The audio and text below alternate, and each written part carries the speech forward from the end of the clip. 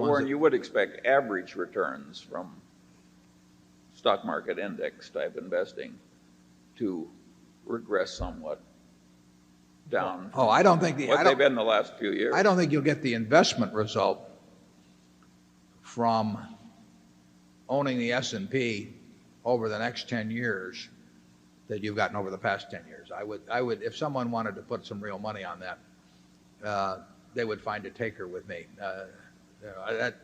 That's very unlikely to happen.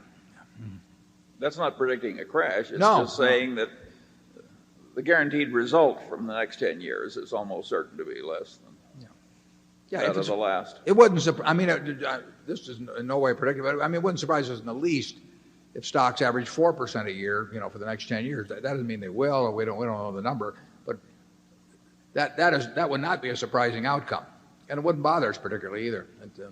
With the historical returns on common stocks dating back to the 1800s coming in at about 7%, pair that together with the concept of regression to the mean in statistics, do you not think that we're in a very dangerous period? Well, the answer, we never know. I mean, we in terms of what markets will do, I don't think that the Coca-Cola company's in a dangerous position, in a dangerous era, or Gillette is in a dangerous era, or McDonald's or Wells Fargo or whatever, but or See's Candy, or the businesses we own in their entire, Kirby, whatever it may be. Whether valuations are too high gets back to the question that we talked about earlier. If for businesses in aggregate they keep earning very high returns on equity and interest rates stay where they are, we are not in an overvalued period. If it turns out that these returns are not sustainable or interest rates go higher, we will look back and say this was a high point, but for at least for a while. But we have no notion on that, and we really don't think about it. Basically, because we don't know. Our job is to focus on things that we can know and that make a difference. And if something can't make a difference or we can't know it, we write that one off. So we're looking for the interesting thing for me is to watch Buffett, the former protege. And by the way, Buffett was the best student Graham had in 30 years of teaching at Columbia. And but what happened, and since I knew both men, was that Buffett became way better than Graham. That is a natural outcome. It's what Newton said. He said, if I've seen a little farther than other men, it's by standing on the shoulder of giants. And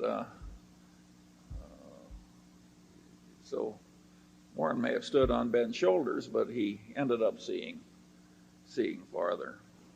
And no doubt somebody will come along in due course and do a lot better than we have.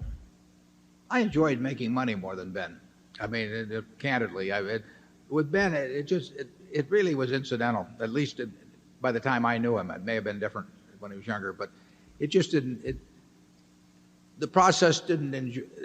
The whole game did not interest him more than a dozen other things may have interested him. With me, I just find it interesting, and therefore, I've spent a way higher percentage of my time thinking about investing and thinking about businesses. I probably thought way more about businesses than Ben ever did. He had other things that interested him. So I've pursued the game quite a bit differently than he did, and therefore measuring the record is really, the two records are not. It's not a proper measurement. I mean, he was doing victory laps while I still thought I was out there running against the whole field. Well, Graham had some blind spots, partly of sort of an ethical professorial nature. He was looking for things to teach that would work for every man, that any intelligent layman could learn and do well.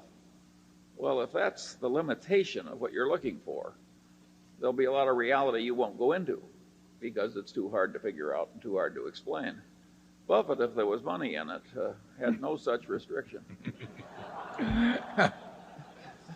Yeah, Ben sort of thought it was cheating if we went out and talked to the management, because he just felt that the person who read his book, living in Pocatello, Idaho, could not go out and meet the management. So he didn't, and we didn't do it. I mean, when I worked for Graham Newman, I don't think I ever visited a management in the 21 months I was there. He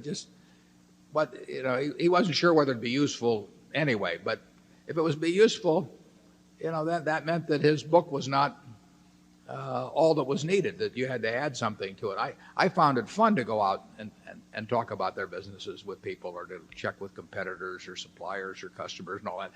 But Ben didn't think there was anything wrong with that. He just felt that if he had to do that, then his book was not the complete answer. And he didn't really want to do anything that the reader of his book couldn't do if he was on a desert island, basically with just one line to a broker.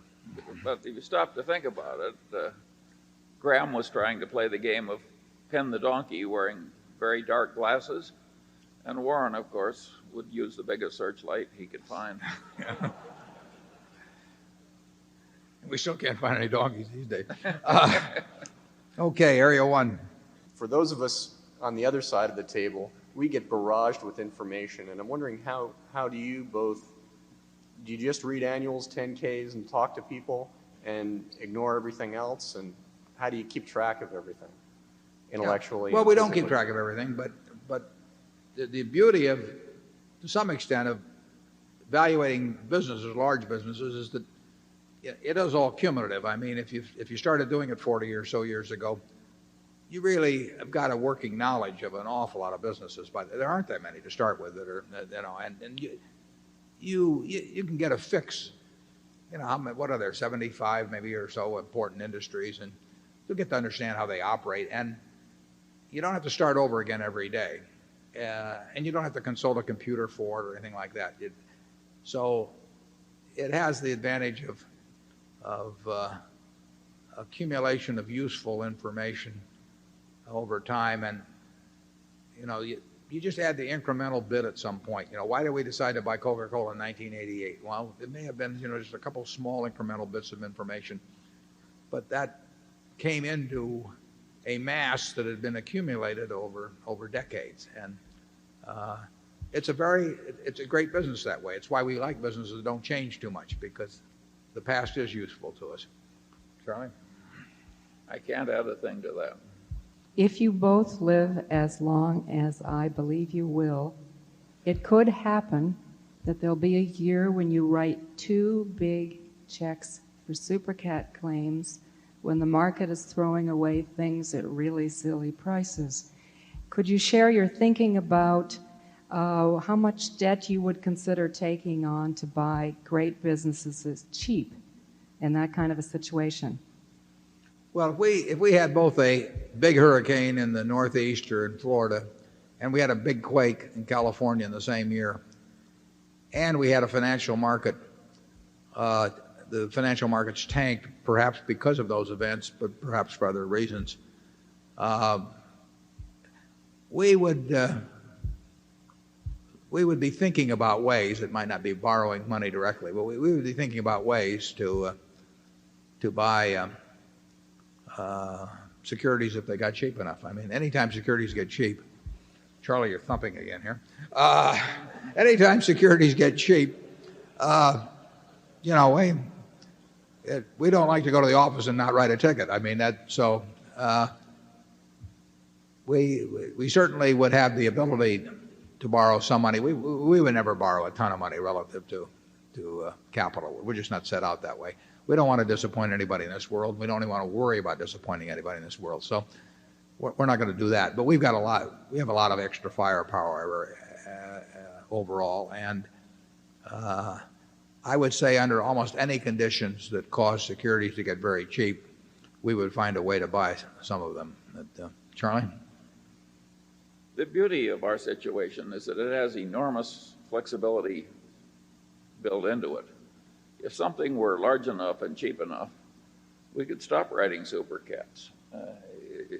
We're measuring opportunities one against the other, and we understand the way the numbers interplay. And so we have a lot of different options. And that's a huge advantage.